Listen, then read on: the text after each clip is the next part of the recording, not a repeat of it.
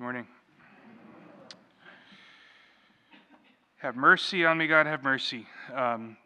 David has mercy on Saul, who didn't deserve it. We beg God to have mercy on us, who don't deserve it.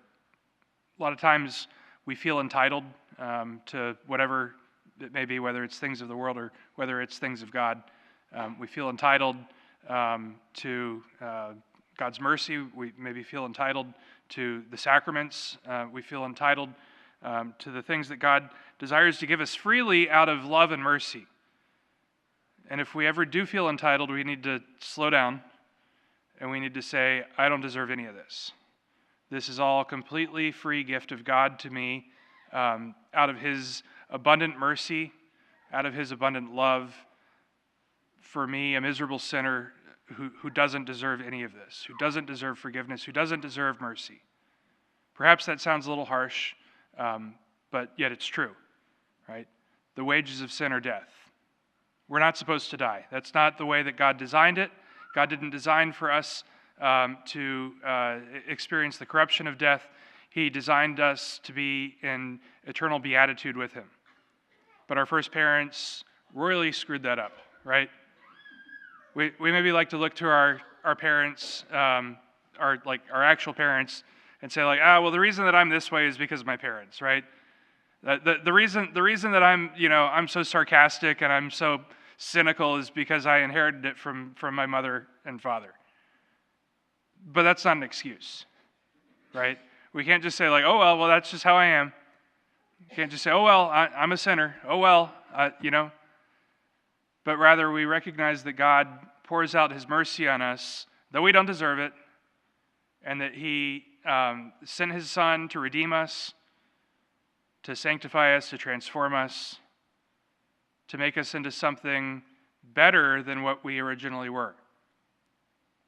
And so we beg God to have mercy on us. And He does. And our response ought to be one of gratitude. Not that I deserve this.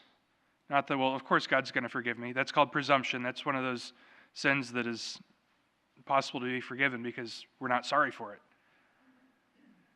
And so we have to be humble. We have to recognize that God freely gives His mercy to us. And we have to be gracious for it. Today we celebrate the feast of St. Vincent, Deacon and Martyr. Not St. Vincent de Paul, different guy. St. Vincent, the Deacon, is known as the proto-martyr of Spain because he was persecuted under Diocletian in the 300s.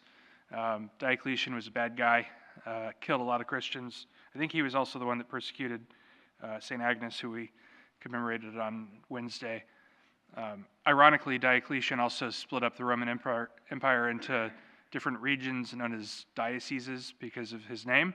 And that's one of those little Roman things that we kept, minus the persecution. But we recognize that in persecution, we recognize that in martyrdom, that God's mercy is indeed being exacted.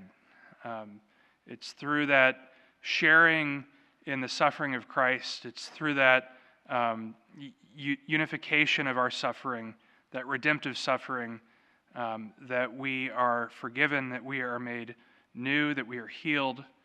Not anything of our own work, right? It's all the work of Christ and His sacrifice.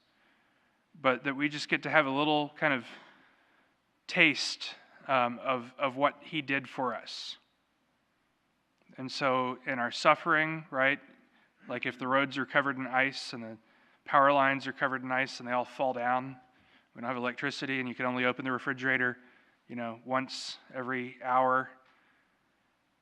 It's inconvenient, right? The fact that we don't have the infrastructure to, go out and brine and salt the streets and everything and have the snowplows come out and, have the landscaper come and clear the parking lot. It's okay. It's not the end of the world. I mean, it might be. Which if it is, it's okay because Jesus is coming again.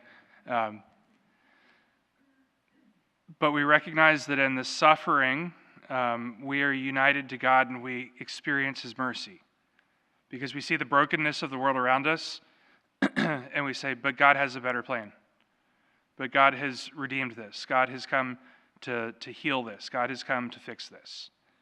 And so let us not grow despondent. Let us not grow weary. But let us always remain faithful and humble and gracious for God's infinite mercy.